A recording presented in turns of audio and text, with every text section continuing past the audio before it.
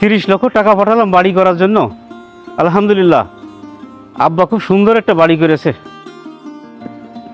আব্বা, আব্বা কই তুমি? এই দেখো তোমার ছেলে বিদেশ থেকে বাড়ি আসছে। আব্বা তাড়াতাড়ি বাইরে আসো, তাড়াতাড়ি আসো। কিরে, এই বলা তো সময় আবার কেটে আসলো? কিরে সবুর, তুই এই জায়গায় কেন? তোর না বিদেশ থাকার কথা? আব্বা তোমাদের কথা খুব মনে পড়ছিল, তাই ভাবলাম 6 মাসে ছুটি কাটাই যায়। বিয়াদ্দপ, তুই কিভাবে দেশে ফিরে আসলি? তুই জানিস না তোর ছোট একটা বোন রয়েছে ঘরে, তার বিয়ের সাথে ব্যবস্থা করতে হবে না? তুই দেশে ফিরে চলে আসিস, তার বিয়ের ব্যবস্থা করে আসিস, টাকা পয়সা নিয়ে আসিস।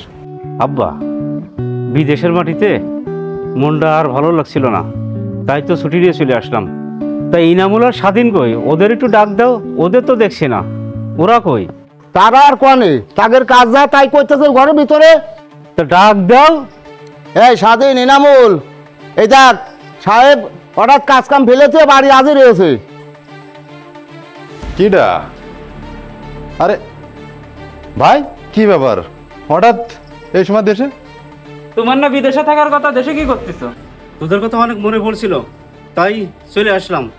এত কথা বাইরে দাঁড়িয়ে বলতে আর ভালো লাগছে না। সেই বিদেশ থেকে জার্নি করে আসলাম, খুব কষ্ট হয়ে গেছে। চল ভিতরে চল, তোদের সব বলবানে। কোনে যাবি? ঘরে? কোন ঘর? কোন ঘর মানে? আমার ঘরে আমি যাব? তোর আবার ঘর আসলো কমতে? আব্বা তোমরা কি করছো? আমার ঘরে আমি যাব না? না, তোর কোনো ঘর নেই। আব্বা কি করছো তোমরা? আমি এই ঘর করার জন্য 30 লাখ টাকা পাঠালাম, আর তোমরা আমার ঘরে ঢুকতে দিচ্ছ না।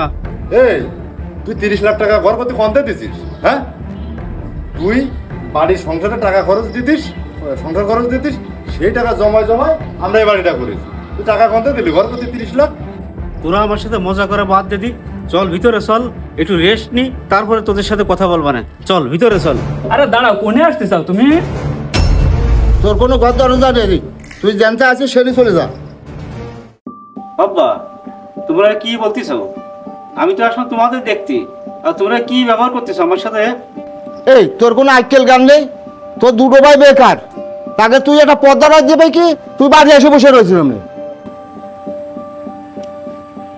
আব্বা আমি 8টা বছর বিদেশ কাটালাম, সেই 8টা বছরে আমি কত টাকা তোমাদের জন্য পাঠাইছি।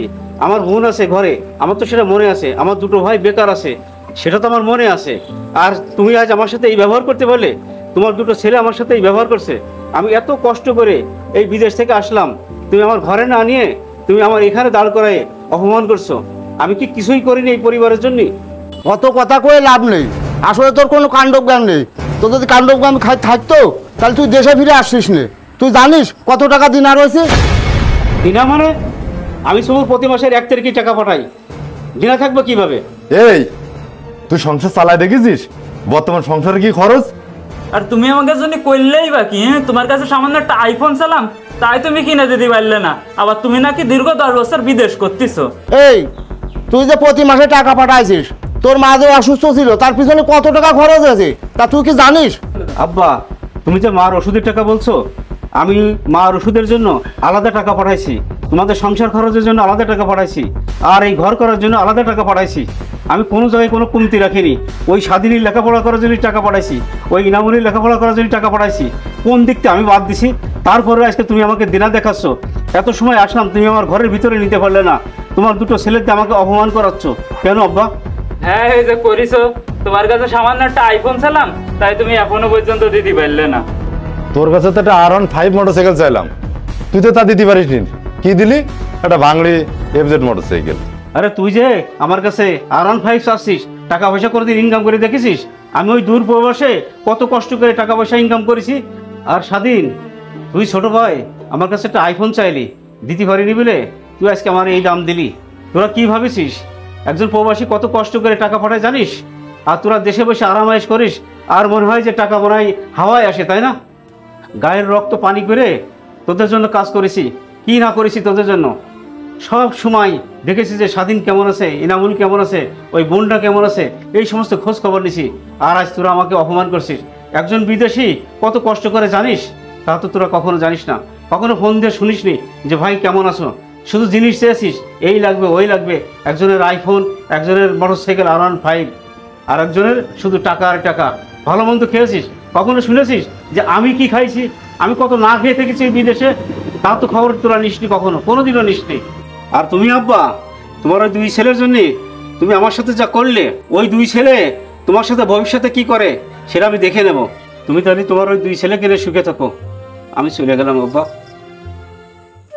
আমাদের দেশের কিছু কিছু প্রবাসী তার সর্বস্ব এভাবেই হারাচ্ছে। আমাদের সকলের একটাই বড় সমস্যা, আমরা প্রবাসীদের মানুষ বলে মনে করি না। পরিবারের কিছু কিছু মানুষ প্রবাসীদের শুধু টাকা কামানোর মেশিনই মনে করে। আর এই সকল পরিবারের লোকেরা স্বার্থ ফুরিয়ে গেলে বাবা ছেলেকে, ছেলে বাবাকে পরিচয় দিতে দ্বিধাবোধ করে। একজন প্রবাসী তার পরিবারকে ভালো রাখার জন্য কত কিছুই না করে, আর সেই প্রবাসীর সাথে এরকমই হচ্ছে।